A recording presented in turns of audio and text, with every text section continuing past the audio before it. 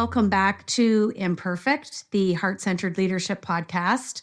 I'm very excited about this episode. We're going to talk about a new online platform and how it's really making a difference in workplace cultures. And I'm going to go as far as to say, with my case management hat on, I think it's going to make a big shift in mental health claims.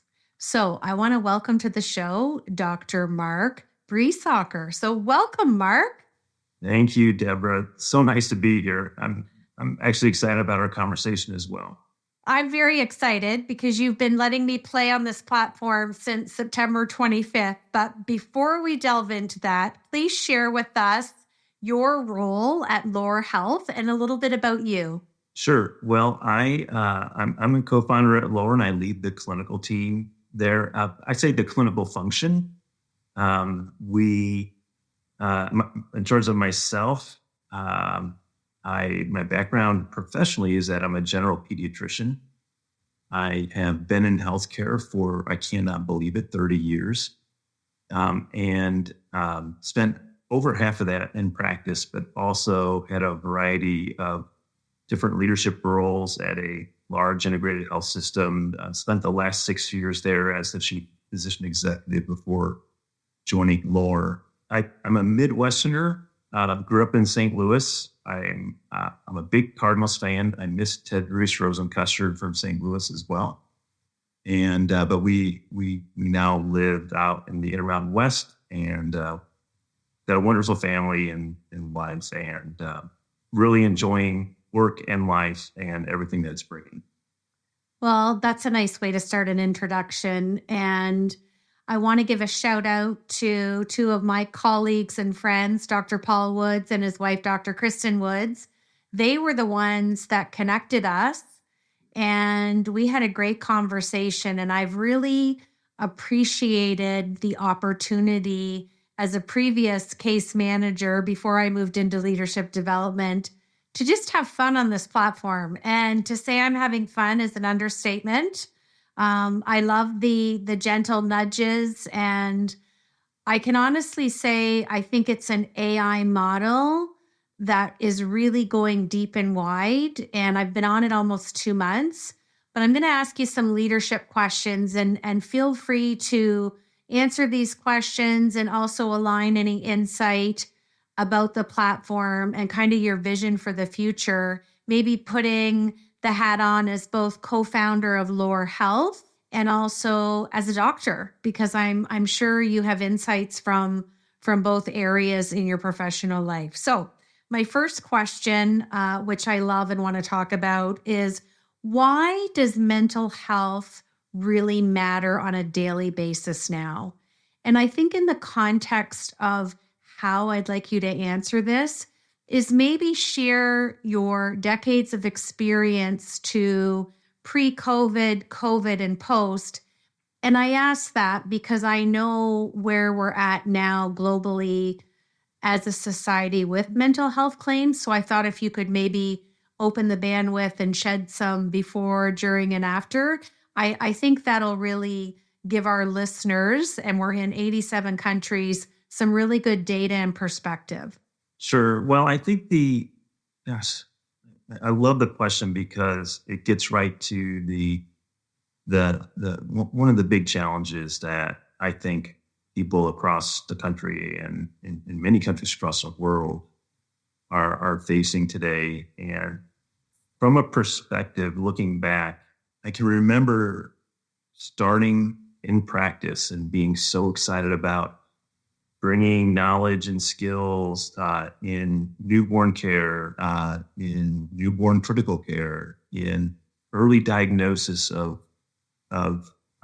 important things that I felt that responsibility that families were placing on me to be watching for that, and that certainly was an important part of practice. But the thing that was the biggest part of my practice, and this goes all the way back to the mid-90s, was the mental health, both clinical, but even more importantly, just how was any given family doing, and how how are they going to, what are they going to do when they get home?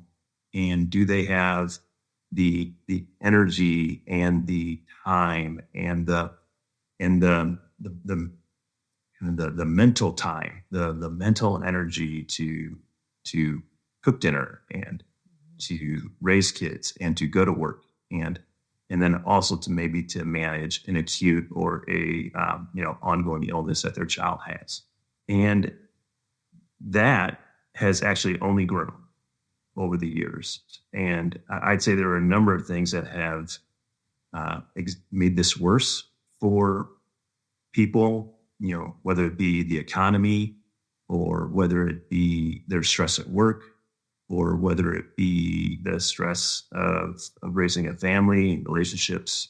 And the thing is, all of these things impact your health and mental health. I mean, I view it all as one thing.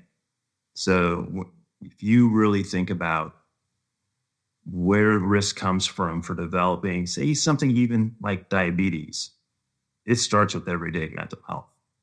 How are you? How are you doing? And then what are you doing to manage that? And if you are you doing things that promote your overall health, like maybe walking or spending some time outside if you're able to, or exercising, making sure you're sleeping well? Or are you doing things like watching, screens late into the night, drinking, eating processed foods, all things that actually promote the risk factors and advance the risk factors for chronic disease? And so if you really want to get upstream of chronic disease, you have to be talking about how people are getting through life on a daily basis. I love the answer on that. And it makes me think of when I was case managing and talking to the different funders. And even though I would have a physical diagnosis, whether it was a spinal cord injury or a traumatic brain injury, I always had the conversation that I was managing and navigating a whole person. And those activities of daily living are so imperative. And really, it's the mindset to achieve anything, whether it's day-to-day living or advancing in med rehab for the scenario that I'm sharing. So it's nice to hear your perspective on that. My second leadership question has permanent residency on the show, and there's some candor and humor allowed in your answer. And we've asked over 300 leaders this question. What imperfections show up in Dr. Mark's heart-centered leadership every day? I always get a smile with that question. So that's why I got to keep it on the show, because it's a fun question and it really aligns us all, I think. Yeah. Well, I'd say there's a couple.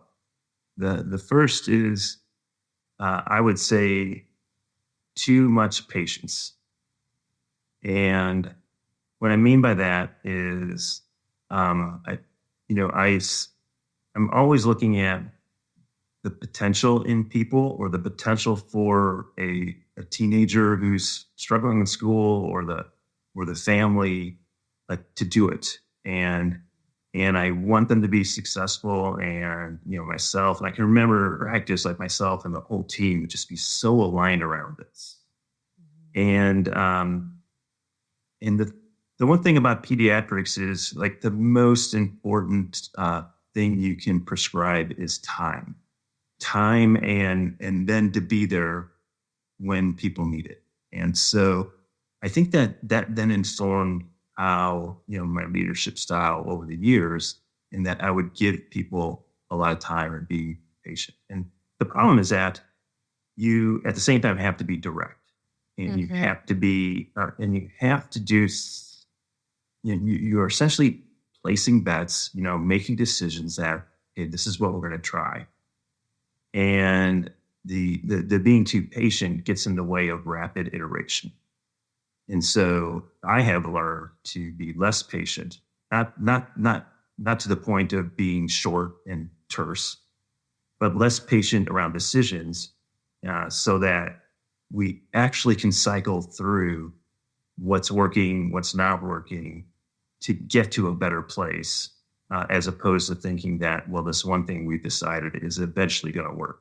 So I'd say that's the big thing for me. And I think what you've just described is a beautiful demonstration of assertive leadership meets transformational leadership.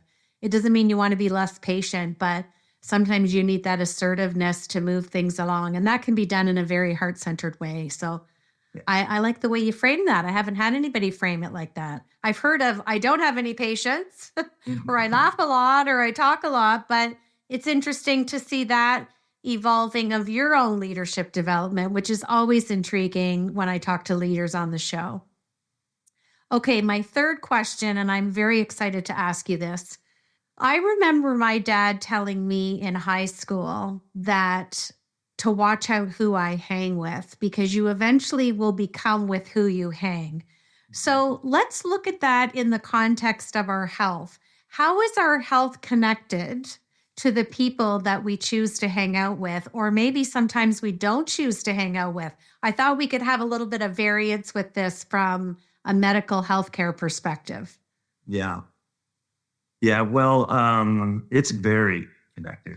And I would say, in these past couple of years of working with the team at Lohr and the scientists there, I have been this isn't the right metaphor, but, a kid in a candy shop, but I want to say, a kid at the vegetable stand who, diving into social network science and how ideas impact the decisions we make and how the people around us impact the decisions we make. And I think the best example of this is actually research that comes from Nicholas Christakis' lab at Yale, I know he published this way back in 2007, and he just recently published a similar follow-on study back in May of this year. But the one in 2007 has such a great title, like, "Is Obesity Contagious?"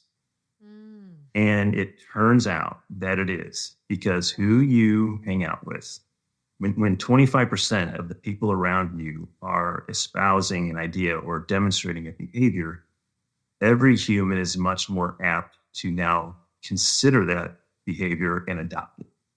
And so is there a virus causing obesity? No. But are the ideas of the people that you are with impacting the decisions you make? Absolutely.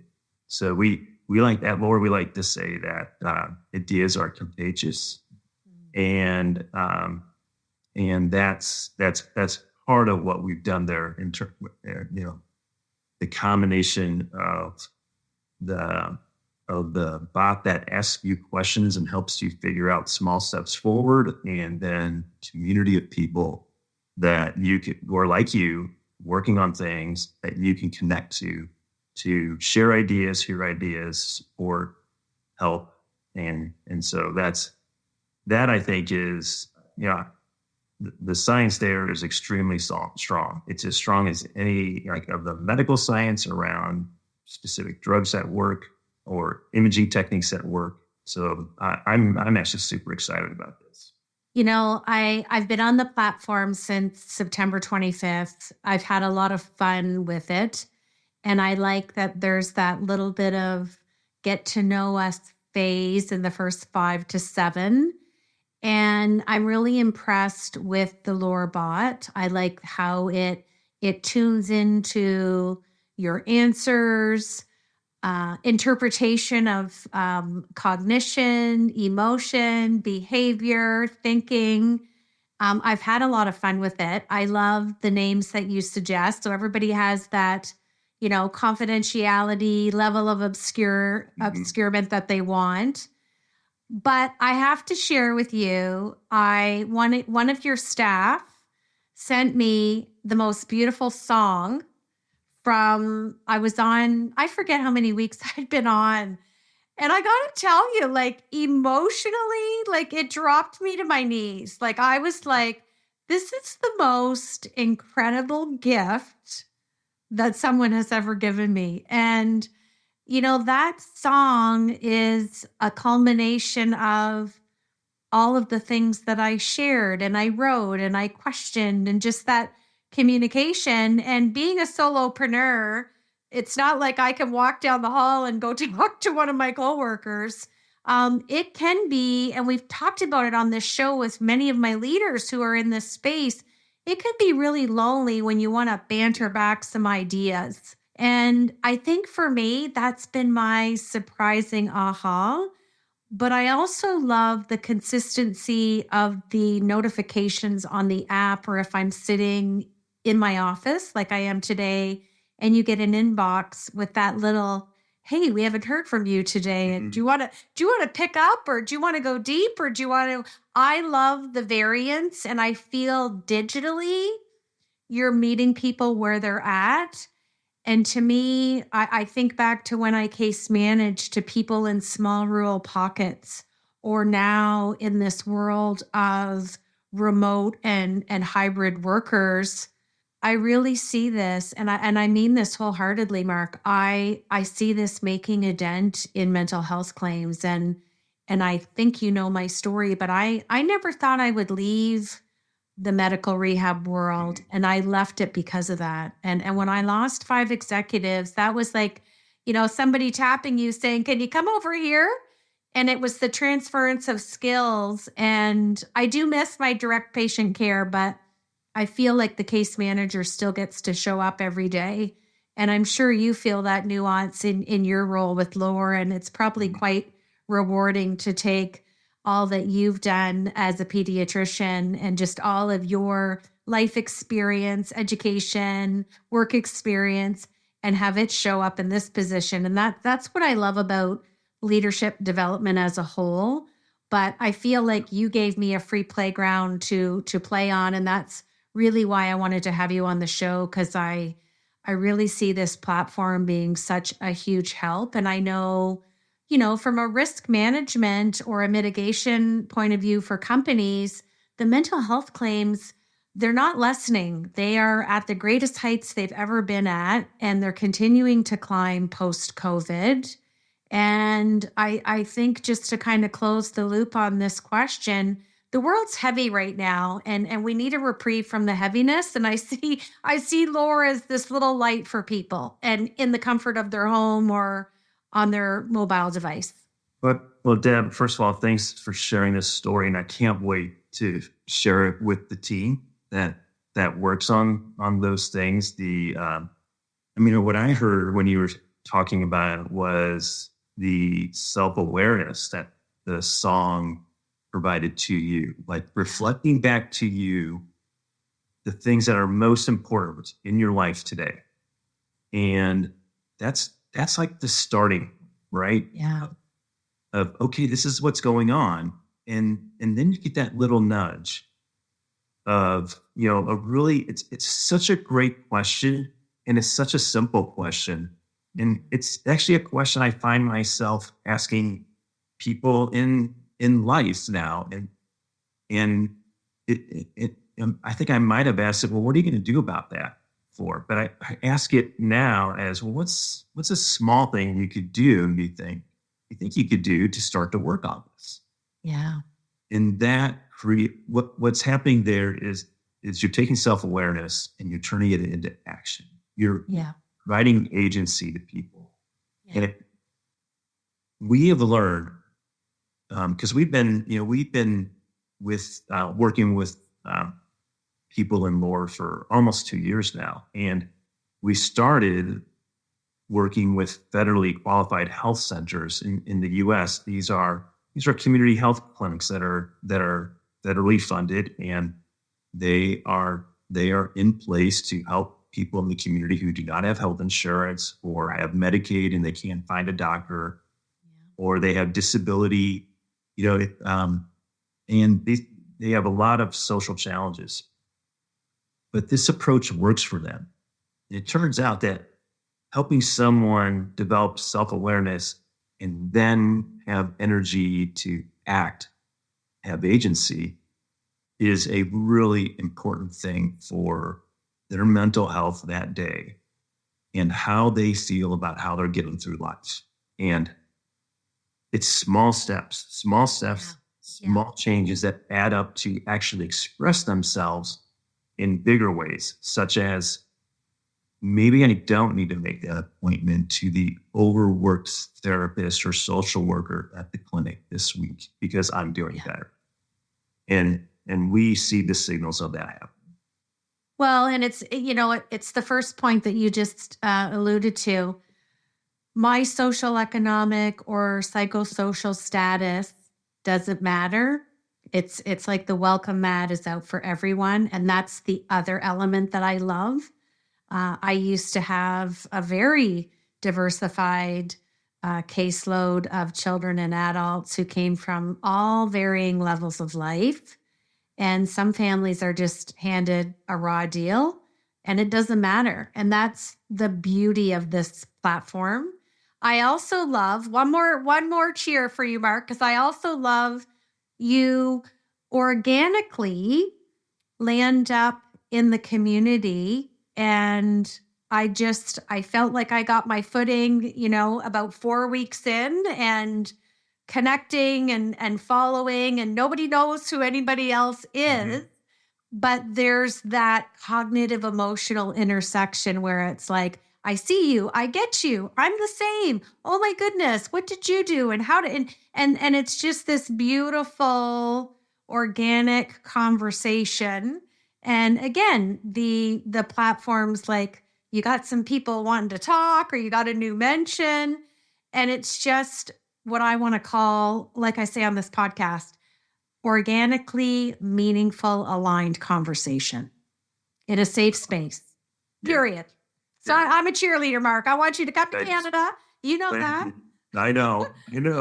we need to get you up here in Canada and beyond. Okay, let me jump into my fourth leadership question, because I could interview you all day. You credit a saying by Ian Morrison, who I'd like to know who that is. When you see a chance to jump the curve, jump, which is a metaphor. What does that mean to you? And why does it have a place in your heart and thought leadership? Yeah, so Ian Morrison's a healthcare futurist that I've heard speak several times. He's from Scotland. He is hilarious, and he is smart, and he is generous, and draws you in. And I think I heard him talk about this 20 years ago, Dad, and it's just stuck with me. And the way that I view it is, I guess, getting through life is a combination of the things you work on and luck. I mean, it really comes down to that. And so when in doubt, whenever there's an opportunity, just go for it. Just take the leap. You never know if that's going to be a small leap or if it's going to be a big jump to the next thing. Yeah. And look, I didn't plan out my life and my career. I loved being a general pediatrician. I still love it today when I run into parents and like I even for a while was working with some of the kids that were in my practice, in Salt Lake City. And so but what I think it means is, like, if you want to have a really big impact in life and on others, you have to take big chances. And so go for it and place a bet. And if it's not working out, that's fine. Fold that hand and close that decision and jump again.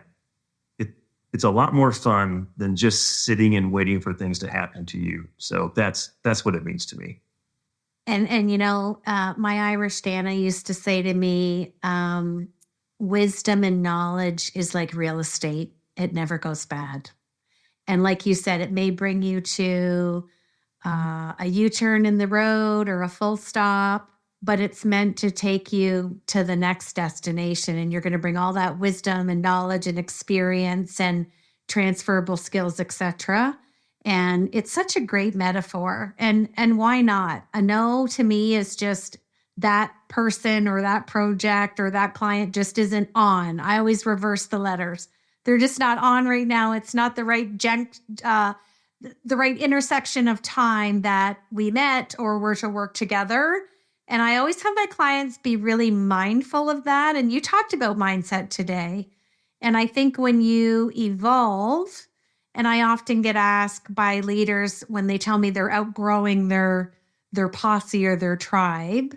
And because you choose to evolve in your life, in your leadership, in your mindset, it doesn't mean you're outgrowing those people. It just means you're evolving and there's new people you're going to attract, which you also alluded to today. So that's not a bad thing. I never want to become complacent because we're only here for a short time. Yeah.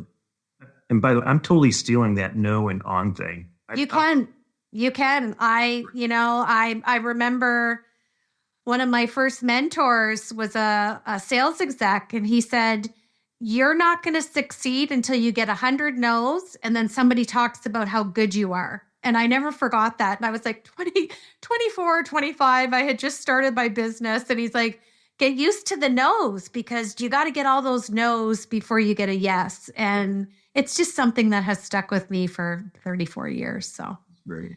Okay, I'm going to switch to my Fab Four. This lets our listeners range in age from 28 to 72. We have a nice mix, and they get to know the person on the other side of their professional title. So, what's one practical tip that you could give our listeners today for embracing heart-centered leadership in their daily lives? I would say you have to be generous. You have to be generous with, and this might seem a little bit different, be a different perspective, but you have to be generous with your authority and give it away. Give it to your team.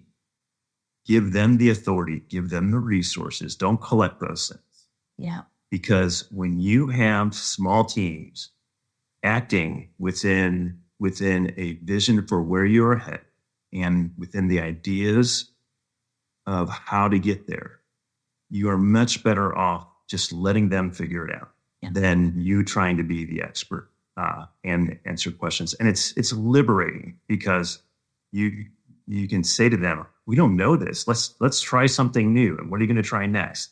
And those are the questions to ask. So be generous. Don't collect stuff.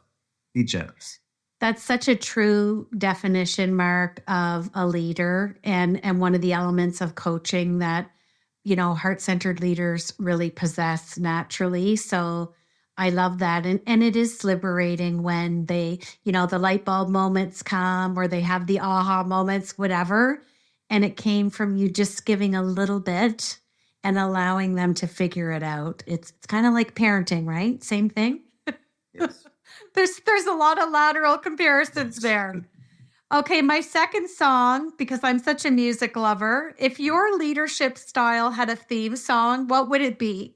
It depends on my mood, so I'm gonna give you two. All right. Okay. When it's time to rock, it's Queen, and we will rock. Okay. I think Brian May wrote a great song, and it's all about like we together are going to figure this out. So that they're going to take action, right? They're going to rock. So, Great song. Yeah, and when I want to dance a little bit, then along the same themes, it's got to be Mountain High Enough. Tammy Terrell, Marvin Gaye. So I am, you can guess my age based on 69, love us 60s and 70s, but both of those songs talk about the same thing.